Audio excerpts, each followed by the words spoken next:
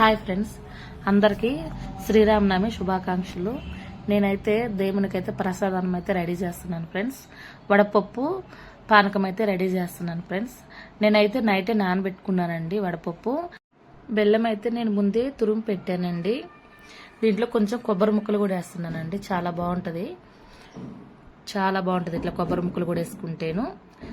అన్నీ వేసుకొని కొంచెం కలిపేసి పెట్టుకుంటే ప్రసాదం అయిపోతుంది ఫ్రెండ్స్. నేనైతే పానకాన్ని కూడా రెడీ చేస్తున్నాను ఫ్రెండ్స్. మేము చిన్నపిల్లలు అప్పుడైతే మా ఊరు గుడి దగ్గర పానకం వడపప్పు అక్కడే రెడీ చేసి పిల్లలకైతే తిన్నోళ్ళకి తిన్నంత పెట్టేది ఫ్రెండ్స్. నాకైతే అవి చాలా గుర్తొస్తుంటాయి ఫ్రెండ్స్, చిన్ననాటి జ్ఞాపకాలు. ఇప్పుడు ఆ ఎంజాయ్ లేదు ఫ్రెండ్స్. ఎవరింట్లో వాళ్ళు చేసుకోవటం, ఎవరింట్లో వాళ్ళు ఉండటమే అవుతుంది. చాలా బాగుండేవి అప్పుడు రోజులు, చాలా బాగుండేవి. చూడండి ఫ్రెండ్స్, నేనైతే పానకం కూడా రెడీ చేశాను.